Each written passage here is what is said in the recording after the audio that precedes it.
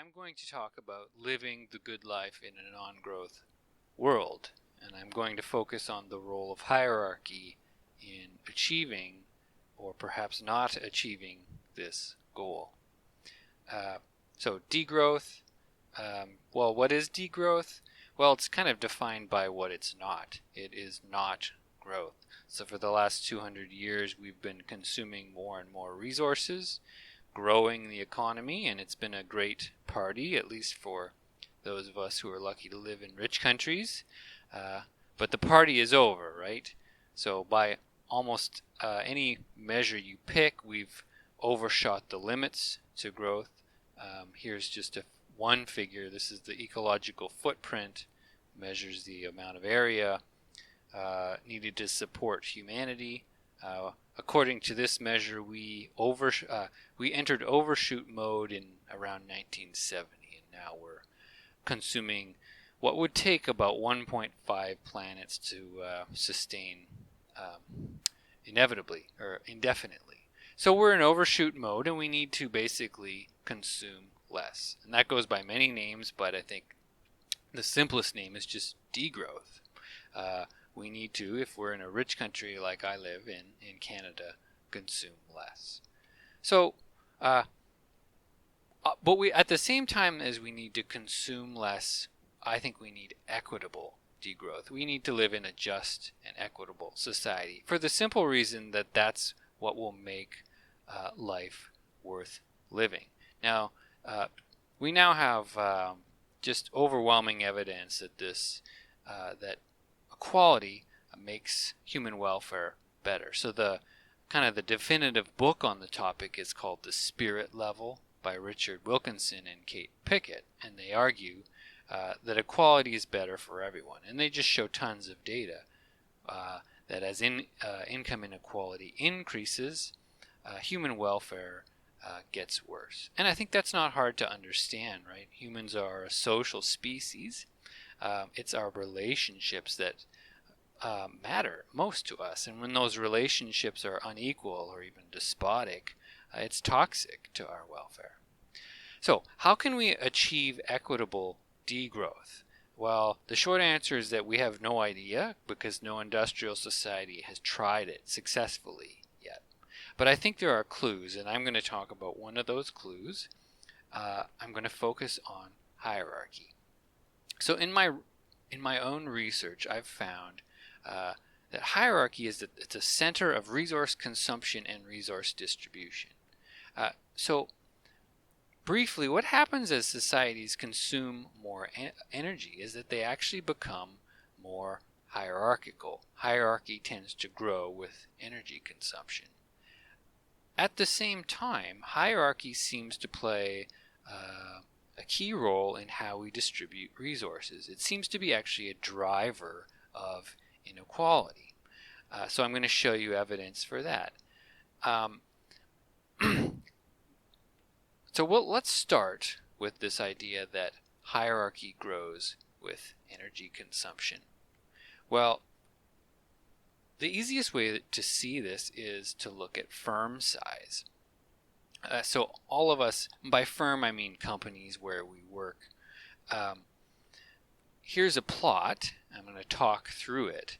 What I'm basically showing here is that as energy use per capita increases, average firm size also increases. So this is a scatter plot. Each dot represents a country. So we can see a trend line here. So as energy use per capita increases, so does the average size of firm. So for instance, Bangladesh is way down here, consumes very little energy, and it has small firms, whereas Qatar consumes about 50 times more energy and has much larger firms. So interestingly enough, the way that this actually happens is not most firms getting larger on average. That's what you would picture when I say a shift in the average. You would think about, for instance, human height. If I said people on average got 5 centimeters taller, you'd think literally most people grew 5 centimeters. Well, with companies, with firm size changes, that's not actually what happens. it's a rich get richer dynamic.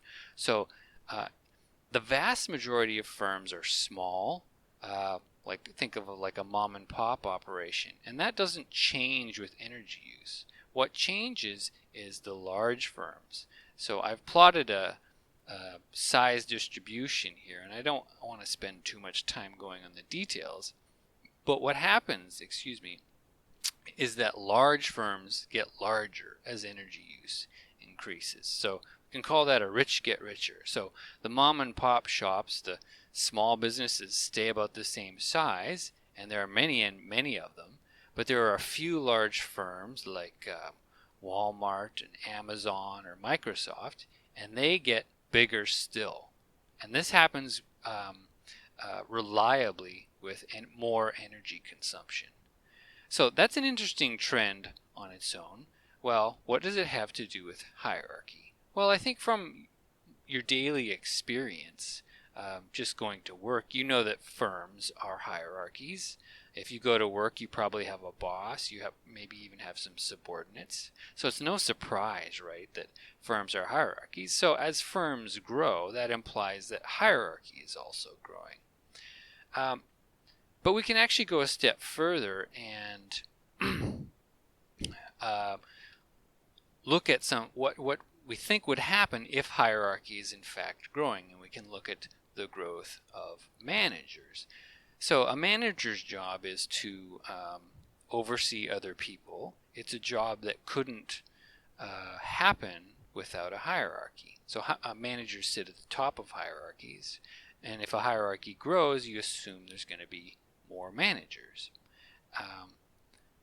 So it turns out that when we look at energy use, it turns out that as energy use increases, so does the relative number of managers. So this is a plot, again, of countries.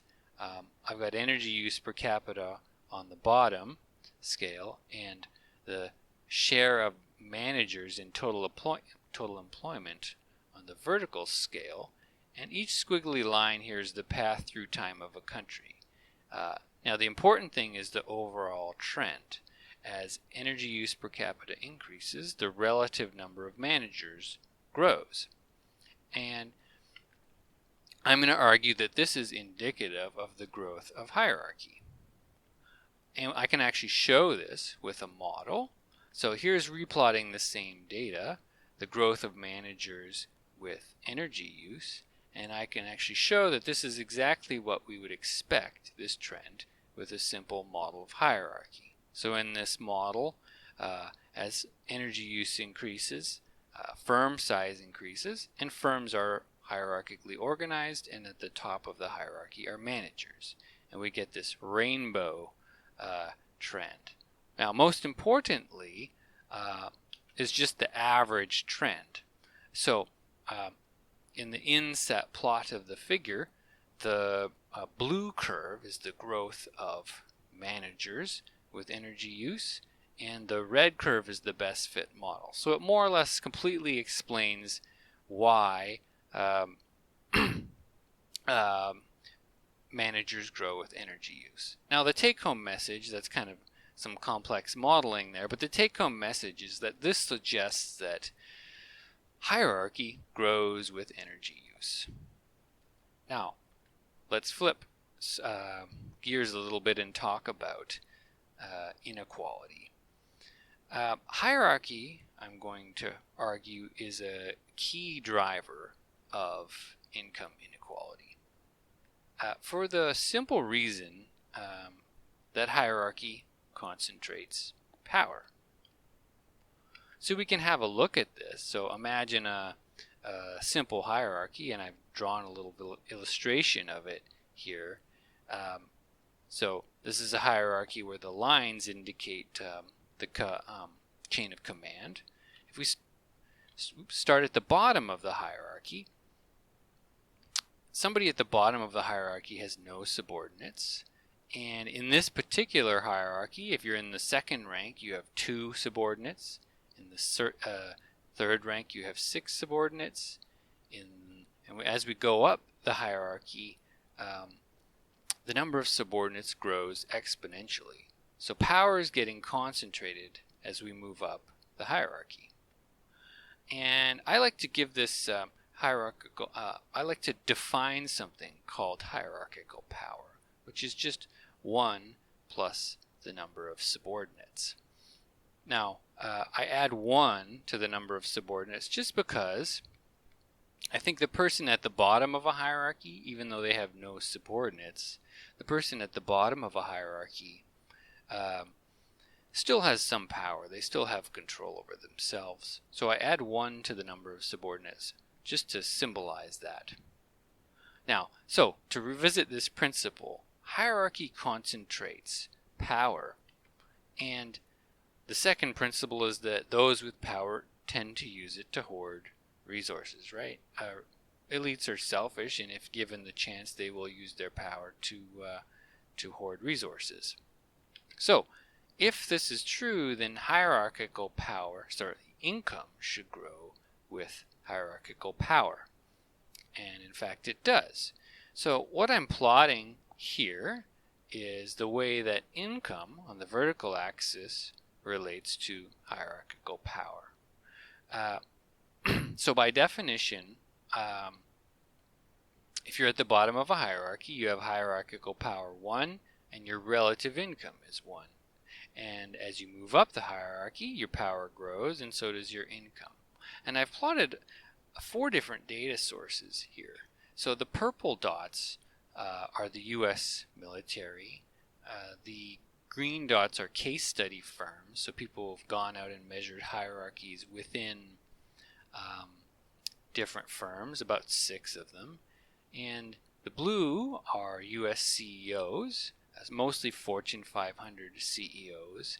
And then the red is actually, which is a big outlier on this plot, is a slave plantation. I managed to find some data on a 19th century slave plantation. So there's a pretty strong correlation here. So as hierarchical power increases, so does relative income. So when I say that hierarchy drives inequality, this is what I mean. Now, what does this have to do with degrowth?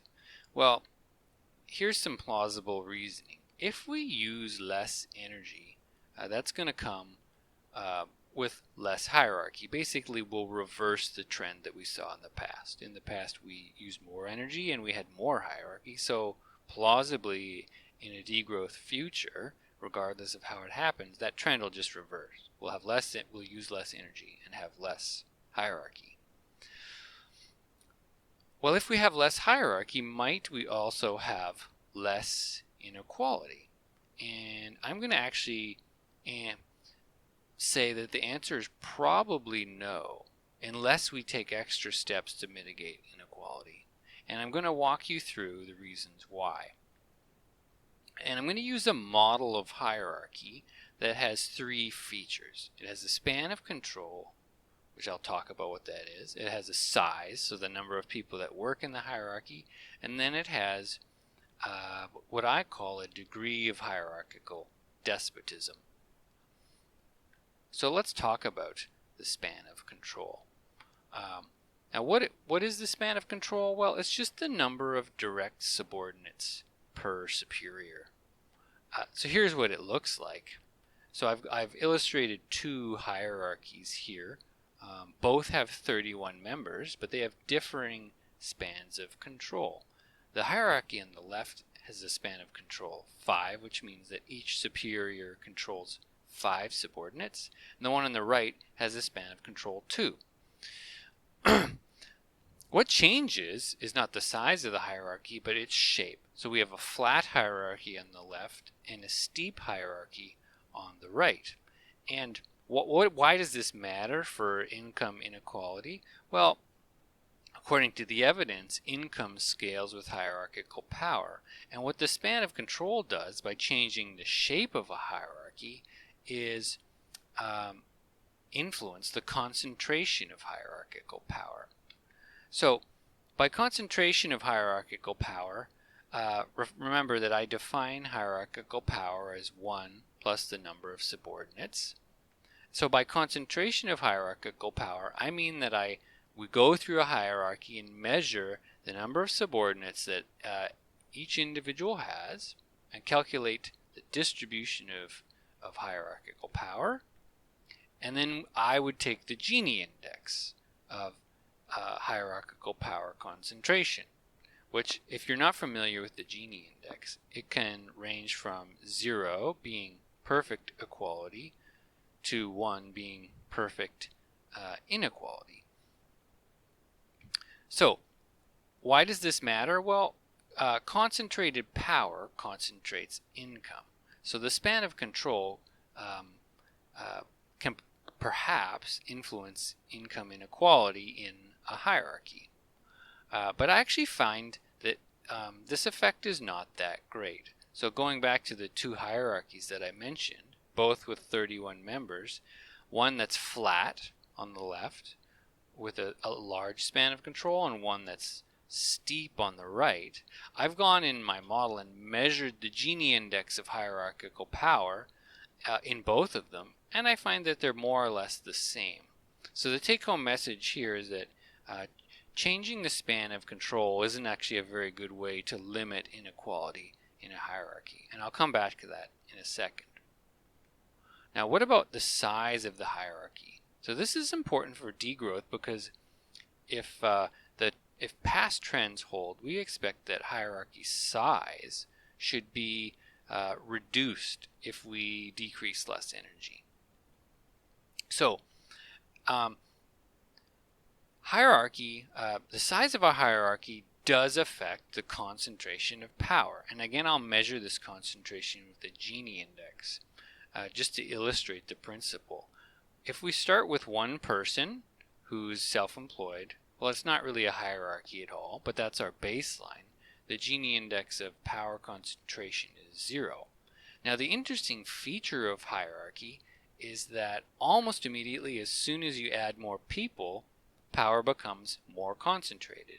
So the Gini index, when you have 3 people in the hierarchy, 1 superior, 2 subordinates, the Gini index of hierarchical power immediately explodes.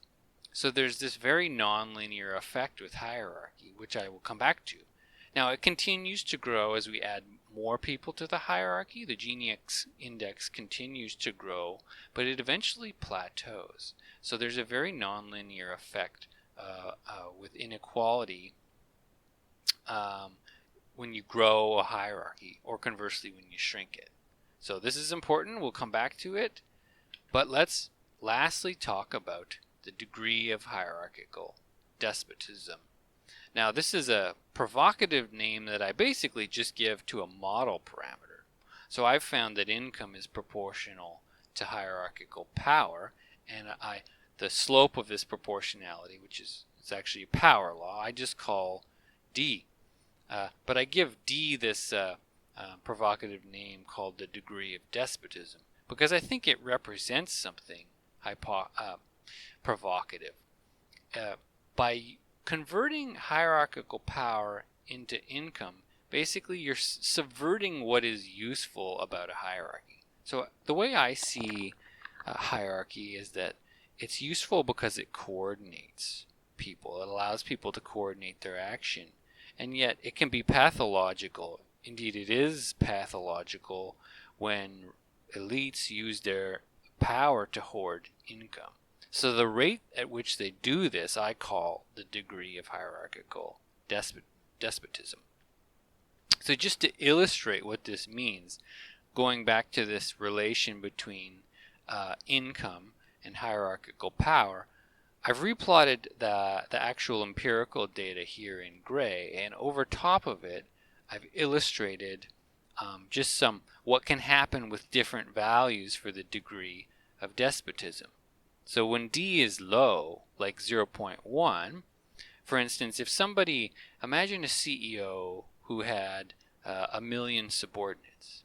If despotism is low, around 0.1, that CEO is only going to earn about 5 times the average income of a typical employee or a low-ranked employee. Whereas if despotism is high, the same CEO might earn 1 million times a low-ranking employee. So there's this huge effect on income inequality. And I've put this into a model just to see what happens. And again, I'm looking here at income inequality, the Gini index on the vertical axis, and the degree of hierarchical despotism on the horizontal axis. So this is what happens as you ramp up income inequality in this hierarchy, and it's got 100,000 people in it, so it's a very large hierarchy, about the size of Microsoft. You can either have almost unbelievable equality or unbelievable inequality. And just to give you some perspective on this, these vertical lines are the extremes of inequality found in the World Bank database. So the World Bank reports income inequality in countries, and so the Czech Republic is at the extreme low end. In 1992, the Czech Republic had a Gini index of about 0.2, whereas on the upper end, Malawi had a Gini index of about 0.65 in 1997. So by varying the degree of despotism, we can reproduce this extreme inequality or extreme equality. So what's the point that I'm trying to make here? Well, it's a bit complex, but let me try to put it all together. Basically, the three features of hierarchy all influence inequality, but they do so in very different ways. And this chart here illustrates that.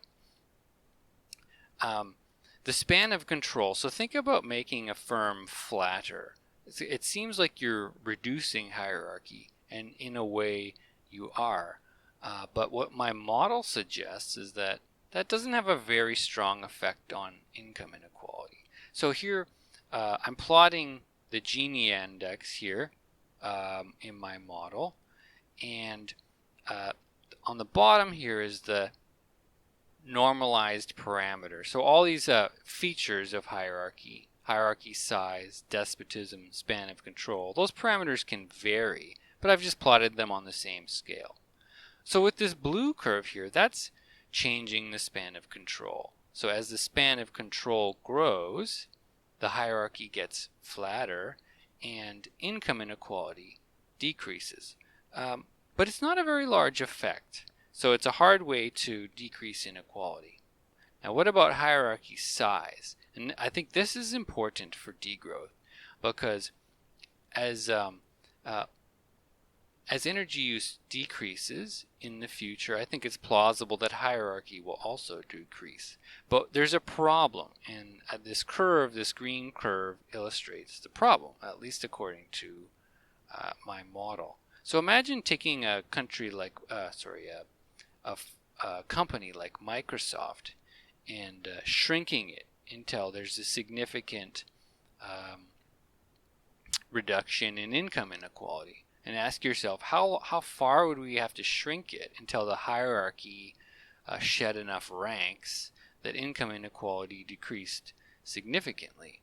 And the answer, at least according to this model, is that we would have to shrink it about 99%. So we would have to shrink Microsoft down until it had about 1,000 employees. And only then would decreasing hierarchy further significantly reduce income inequality. So this is an unintuitive feature of a hierarchy, but it basically has to do with the way the span of control works. The span of control is nested, and that means as we get to very large hierarchies, new ranks are added or subtracted, depending if the hierarchy is growing, at a very slow rate. Whereas when the hierarchy is small, ranks are added rapidly. So this nonlinear effect means that unless we have drastic reduction in the size of a hierarchy, it's unlikely to lead to more inequality. Whereas the exact reverse is true with what I call despotism, and that's just simply the rate at which people convert their power into income. So despotism is this red curve, and it has a drastic effect on income inequality. And I think that's important because it means all is not lost. So talking about degrowth, a degrowth future. If we use less energy, I think it's plausible that we'll have less hierarchy in the future. It's just going to reverse the trends of the past. And it would be nice to think that if we used less energy, that would lead automatically to an equal society, an equitable society. But the problem is I don't think this is true. At least my modeling efforts suggest this is not true. That if we shrink our firms and our governments from consuming less, this is not going to lead automatically to an equitable world. And I'm going to close with just some evidence on that front that can kind of help us think about these things. If we want degrowth, all is not lost, because what we really need to do is limit hierarchical despotism. And we can just, I'm going to show you some evidence from real-world institutions just to try to guide our thinking on this front. So what I'm showing here are my estimates for the degree of hierarchical despotism within different institutions. And just to remind you, this is degree of hierarchical despotism. That's my name for the rate that income grows with power, hierarchical power in a hierarchy. So on the very low end, perhaps surprisingly, is a military, the U.S. military. The U.S. military may have a strict chain of command, but it's actually surprisingly equal. So the degree of despotism is very, very low. Now, is that a feature of the U.S. Or of all militaries, I should say? And I think the answer is no. There are very despotic militaries out there, especially when they run the government, when there's a military dictatorship. So the reason the U.S. military is so equal, I think, is very clear. It's because it's under civilian control, and the U.S. government itself is responsible to voters. And voters really don't like it when politicians or public officials enrich themselves on the public purse. So the pay in the U.S. military is strictly limited. Now, on the opposite end is a very small institution called Cannon's Point. Now, so this is actually a slave estate in the U.S. in the 19th century. So the owner of Cannon's Point had about 100 slaves, and also that's, by modern standards, very small. We would say that's a pretty small firm. But this slave estate, the owner, by my estimates, earned about 100 times the living standard of an average slave, which translates into enormous hierarchical despotism. Now, I don't think it's surprising that a slave estate would be despotic. If you think about a slave estate, it's kind of the purest form of hierarchy. So a hierarchy is the top-down, is defined by the top-down flow of power. In purest form, there's no reverse flow of accountability. There's no bottom-up accountability. A slave is somebody who's lost the ability to hold their owner, their ruler, to account. So it's unsurprising that a slave estate would plumb the depths of despotism.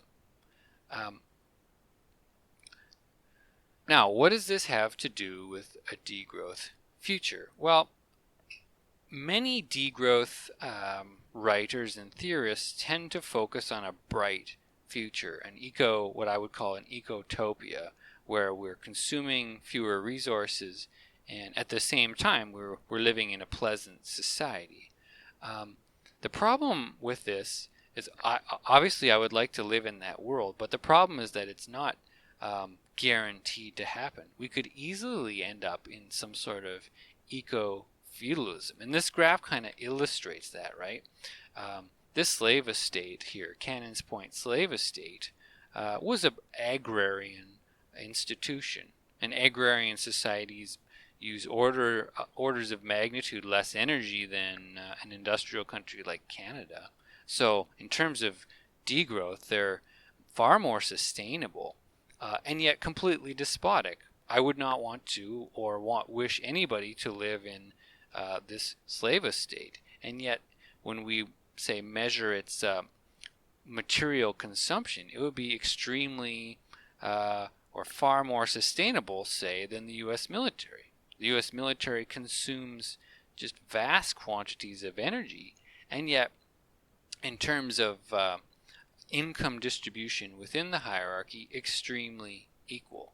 So if we want, the take-home message here is that if we want to maintain a society worth living in, we need to limit, I think, hierarchical despotism, and that will stave off, hopefully, eco-feudalism. All right. Thank you, guys.